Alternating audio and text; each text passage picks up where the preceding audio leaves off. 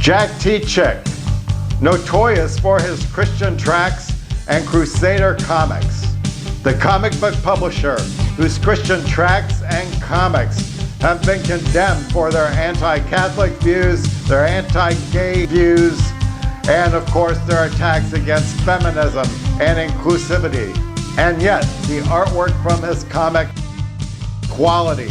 Although not all embrace his philosophy, his work has affected thousands and has been the influence for many cartoonists, writers, and rabid street preachers. But now, as fake news and intolerance have swept the land, is this a laughing matter anymore? Is it possible to separate the man from his art? On this show, I want to talk about Jack Chick.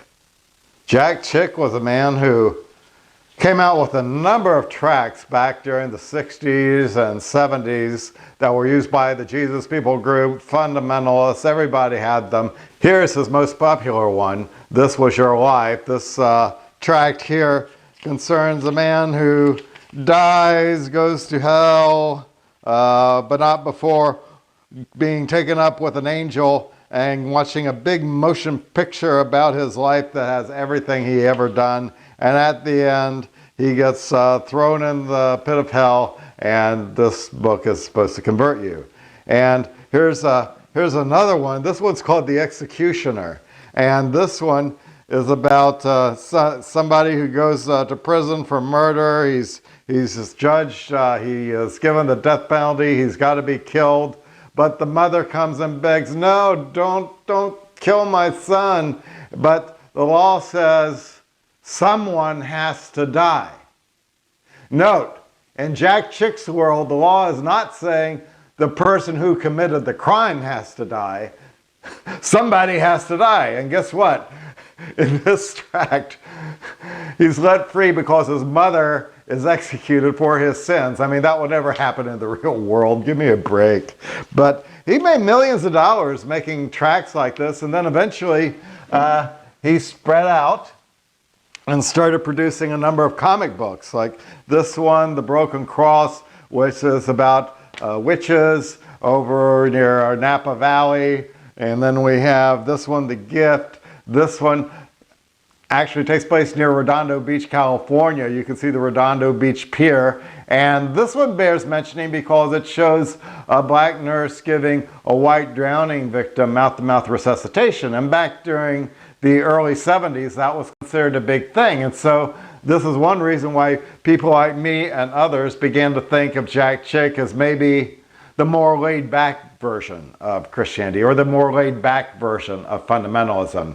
As the years would go by, we realized that would not be the case.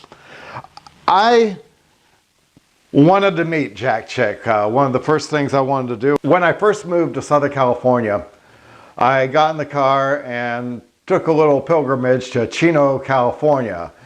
In time, he moved to Rancho Cucamonga, and he lists the addresses, his various addresses on the back of the tract. This is from the Chino, California days. And you'd go in there, and there'd be some racks of some books that were sympathetic to Chick, some books where he actually did the cover, of course, a number of comic books, his latest comic books. But I never got a chance to really see him because he did not want his picture to get out. He didn't want anyone to know what he looked like. So I thought, I'm never ever going to get a chance to meet this guy who really influenced how I tended to view the religious stories. Everything from the Tower of Babel to Semiramis, who's not really a big biblical character or anything, but Jack Chick was fascinated with her because she was referenced by Alexander Hislop's book, The Two Babylons, where Rome, Catholic Babylon, would be Babylon number 2. And it was a notable anti-Catholic work, very popular in Northern Ireland, I would imagine. Everything from the Final Judgment to the Tower of Babel, to Sodom and Gomorrah, And of course, the way he portrayed the reality was you'd have people doing their normal day-to-day things while angels and demons were fighting over them. I knew someone who said that she was disappointed when she went to a rock concert. She thought that she'd see demons flying in the air, and well, that didn't happen. Well, that's because of Jack Chick. That's where that came from. As the years go by, I kind of mull around in Hollywood, and my biggest claim to fame was being a commentator on Ancient Secrets of the Bible, Part 2, where I commented on the Samson and Delilah story. Now, there's a lot I can talk about that thing, because that Ancient Secrets of the Bible, Part 1, had George Jamal on it, who claimed to have been on Noah's Ark, and it turned out he was not on Noah's Ark. But that's another story, and I'm running out of battery, so I better stick to the subject. I had already done Ancient Secrets of the Bible Part 2, which was hosted by Dennis Weaver, who played McCloud back in the 70s. He was in Duel. Steven Spielberg's first movie, where he was being pursued by a maniacal truck driver. Anyway, he was hosting the program that I was on, which had reenactments of Samson and Delilah. You know who played Samson and Delilah during my reenactment? None other than Aaron Eckhart. He played Harvey Dent in The Dark Knight, and he played Samson in my segment. I was told that somebody from Jack Chick's organization would be attending a Christian Broadcaster Association thing that was going on in Anaheim, California. So I got the name of the guy that was going to be from Chick's organization, and I went there, and it turned out, because I knew somebody who was working for a ministry that this guy knew, that I was able to get in to see Jack Chick. And what happened was Jack Chick was making a movie based on his years and years and years and years of, you know, drawing various comics like Chaos and Exorcist and The Ark, all of these. And he wanted to turn it into a movie. And he was looking for somebody to help him. And as I was able to brag about being on CBS TV, and I had already made a movie, Bible Madness, and I was making music videos around town, I went to meet him. And it was great. I got a phone call from him, and he said, "Dwayne, this is Jack Chick. I was told about you, and I'd like to meet you." So great. So we set up an appointment, and a few days later, I was in the car driving to, I believe it was Rancho Cucamonga by now, but I was driving there to meet Jack Chick. And when I went in, he was pretty much, actually I didn't know what to expect, so I can't really say he was not what I was expecting. I honestly didn't know what to expect, but he did kind of resemble the professor type roles that you see in some of his comics, you know, gray hair, glasses, and all that. And we went in, and he showed me some cells from his various works to show how these comics were put together. And you could put your finger over them, and you could feel the mountains, and they were really 3D, and that's what gave them the depth. And the person who did this was a man named Fred Carter, who was responsible for the look of the Crusader comics. And you know, I got to see these and got to see what he wanted to put in the movie, and I also saw how he got his inspiration. He had shelves lined with wall-to-wall videos of horror movies and science fiction movies, fantasy movies, movies like Friday the 13th, Halloween, whatever latest sci-fi movie might have been in vogue at the time he had. And as somebody who grew up in a fundamentalist place that circulated chick tracts, that believed it was wrong to go to movies, well, that was a little bit of an interesting revelation. But what made it more interesting was at some point, I just kind of dropped a little bit of pretense, and I just wanted to know some personal answers. And one person I wanted to talk about was John Todd, who was a major figure behind the Broken Cross. John Todd was one of the first people who was responsible for the Satanic Panic that was happening around that time, where people were seeing ritual abuse around every corner. And Jack Chick Comics had a lot to do with that. Where I mentioned I had moved to Southern California at the time the McMartin preschool trials were going on. And they were alleging that the people who operated the McMartin homes were digging a tunnel that went all the way to Hollywood, where they would have these satanic rituals with none other than porn star John Holmes. Obviously, that's easy to disprove, but why in the world were millions of dollars spent on this trial?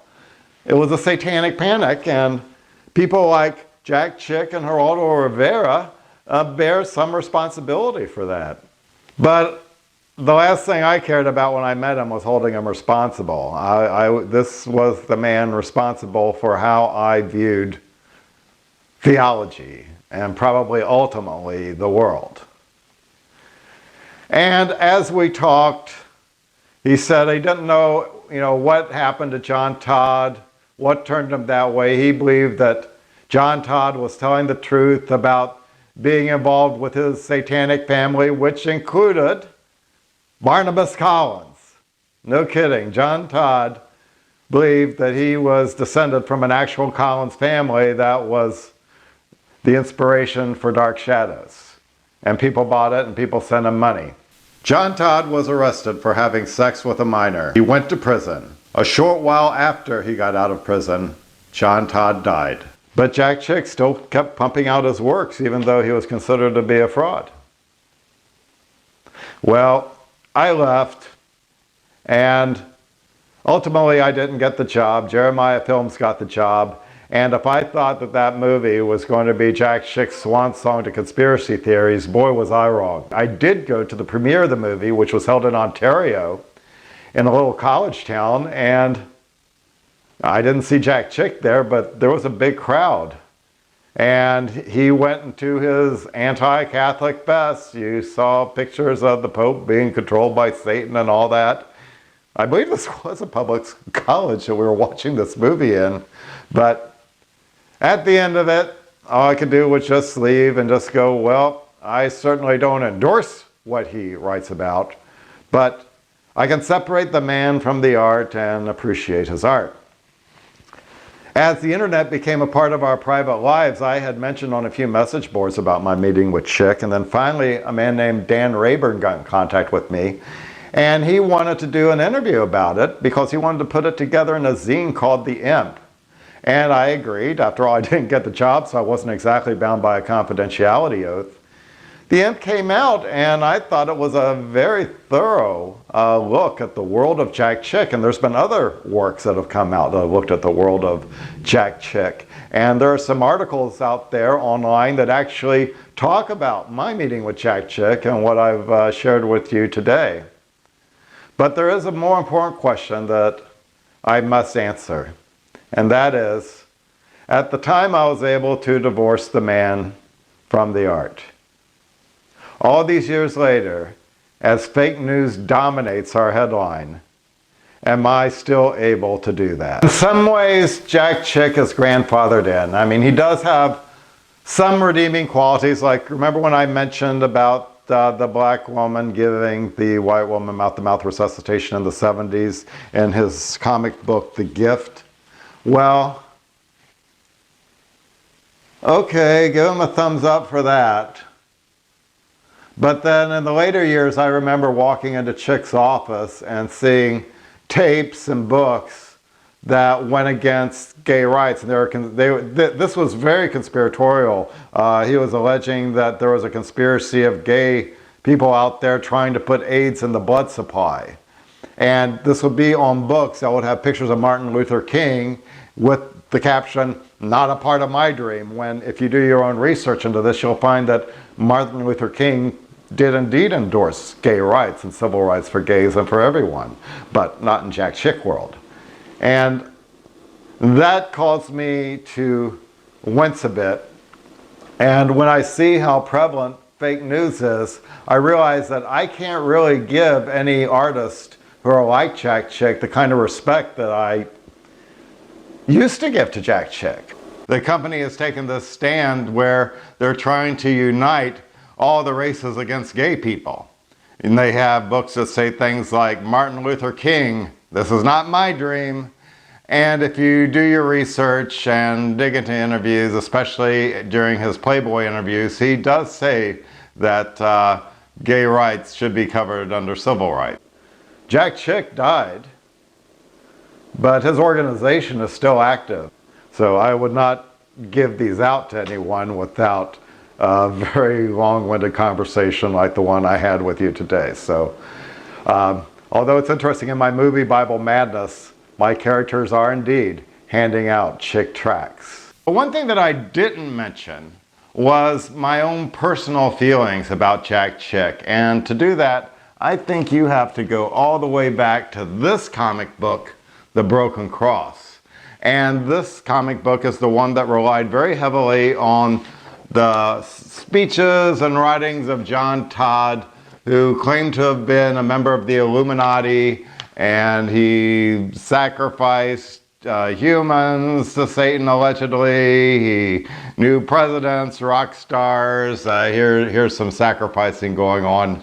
And of course, all that was a fraud. He was proved to be a fraud. Eventually, he got arrested for having sex with a minor. Anyway, when I read this was back in, let's see, what is the year? Do they have a year on this issue? Sometimes they, 1974. That's when this one came out. Get a load of that Volkswagen bus there, which is used to kidnap hitchhikers for satanic purposes. I mean, why else were Volkswagen buses created?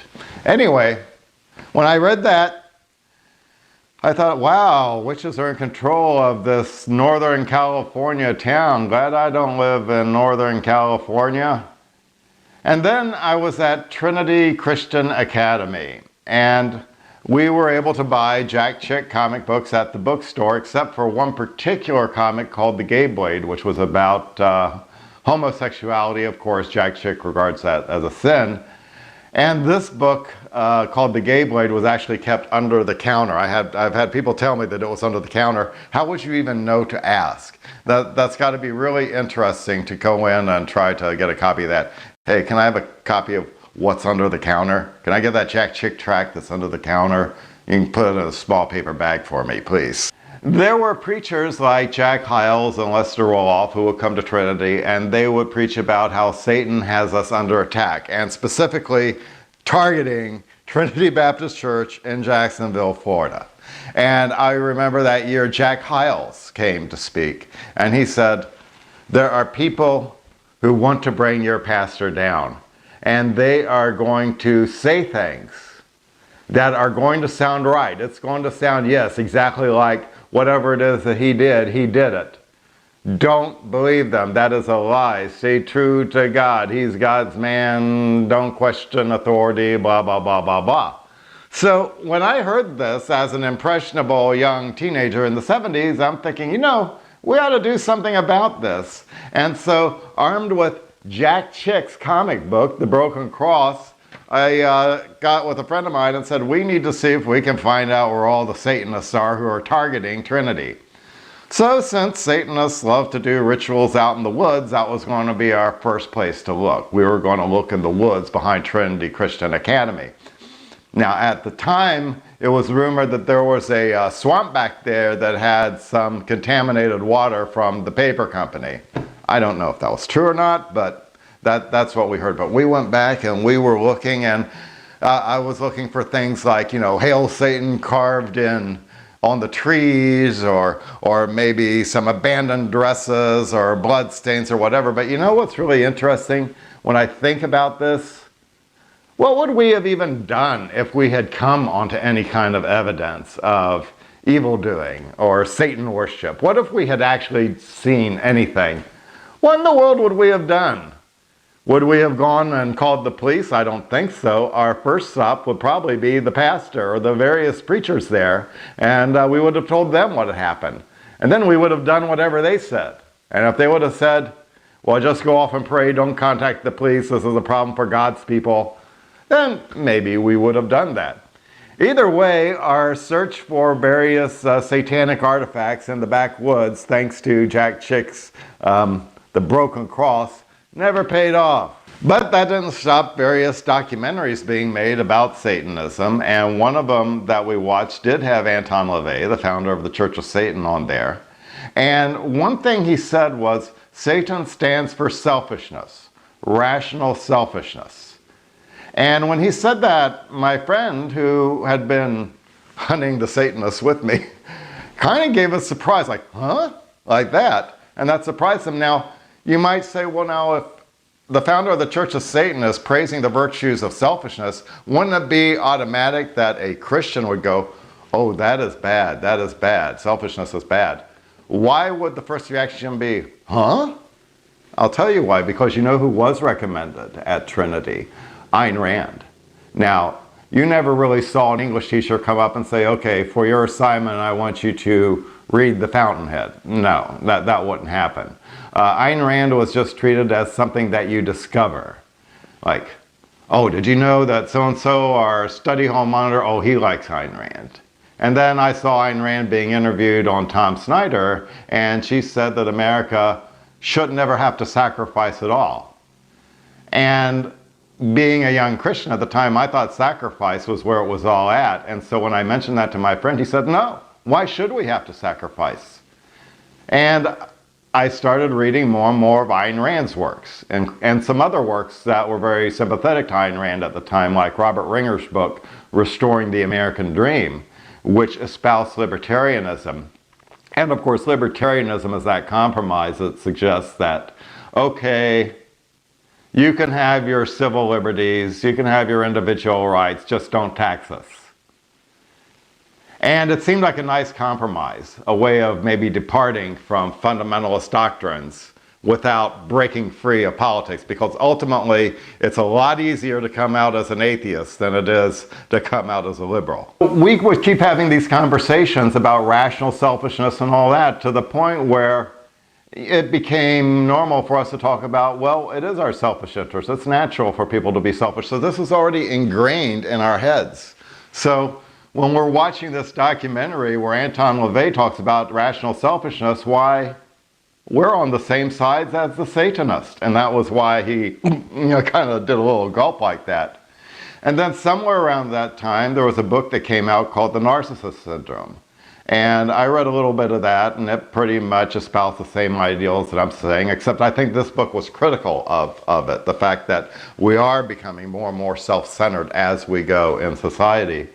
And I was talking to him about the narcissist syndrome at about the same time that our teenage church was going to start their services, which would be at 6:30 Sunday night.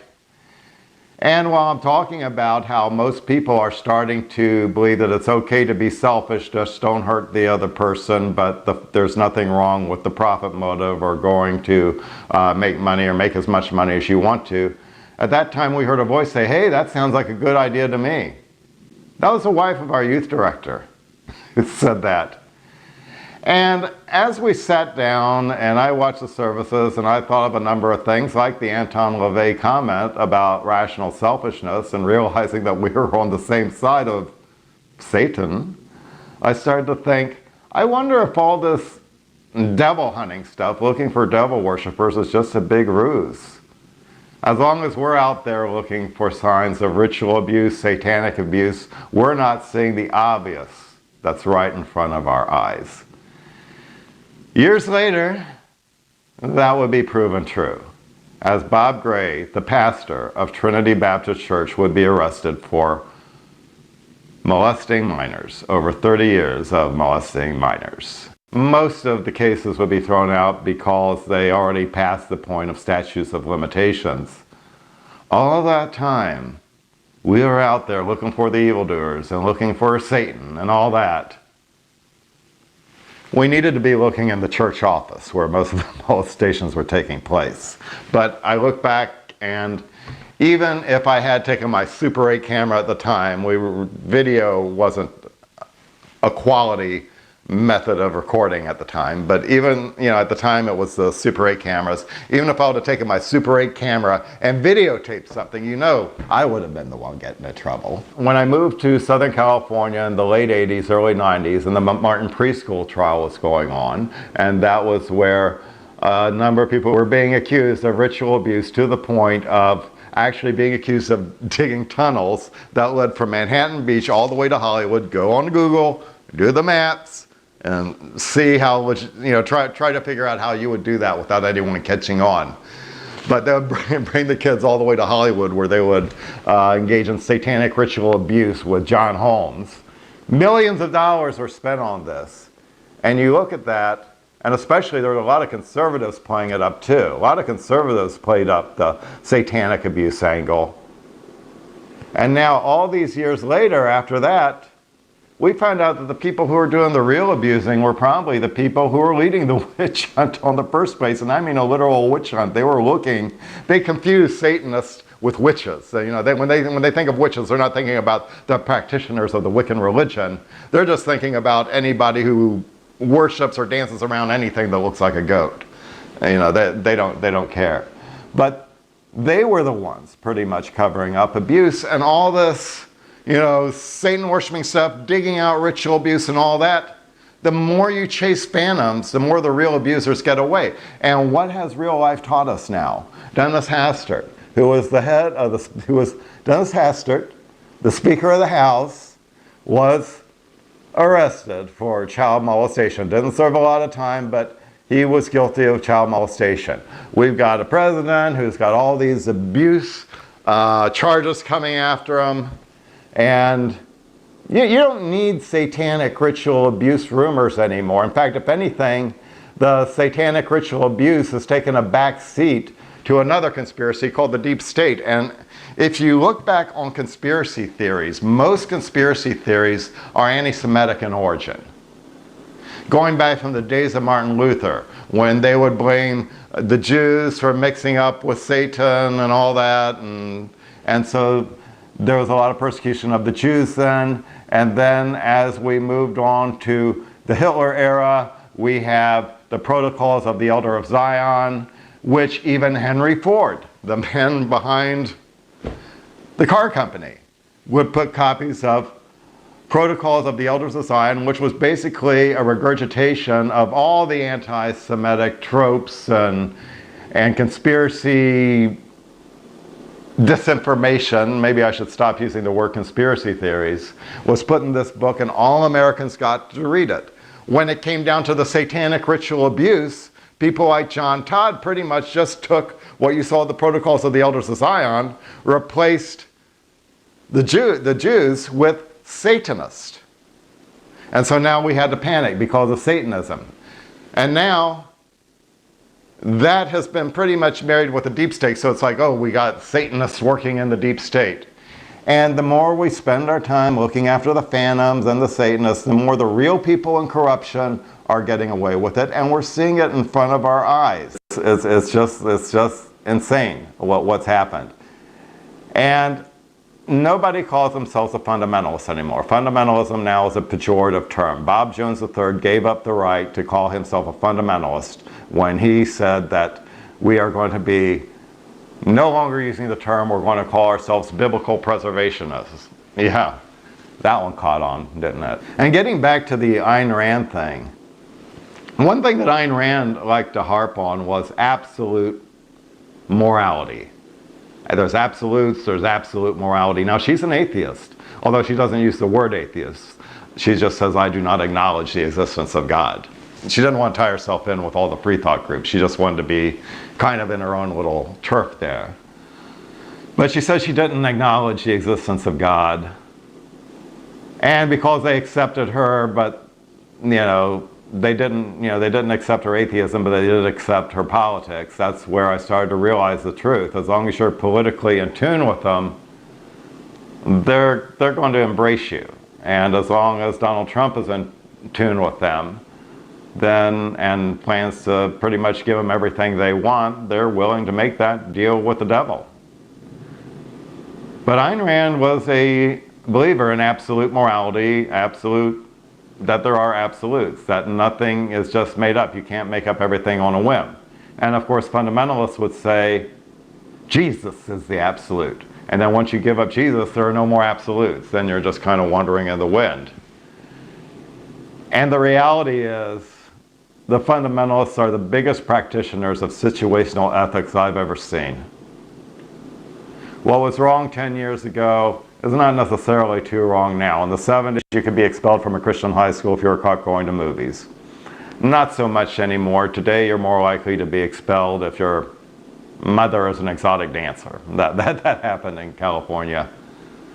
They'll reach the loss as long as the loss comes with appropriate parenting. So when I look at the works of Jack Chick now, and I see how over time some of the conspiracy crap that he's peddled has gone mainstream, and now we have a president who is just pretty much making it up as it goes along. There's no absolute values, and the people who put this man who has absolutely no absolute values are the very ones who champion the idea that there are absolute values. In the end, all morality is situational, but the facts are not. Oh, here comes somebody. Act normal. And that is my favorite line from a movie that I directed back in the 90s. And today, that line is now immortalized on a t-shirt. I know, everyone likes to think that they're beyond normal. But think about it. What is the most abnormal thing than to walk around with a shirt that says, act normal? Man, we must be living in some paranoid times. Visit my Etsy store. And remember, act normal.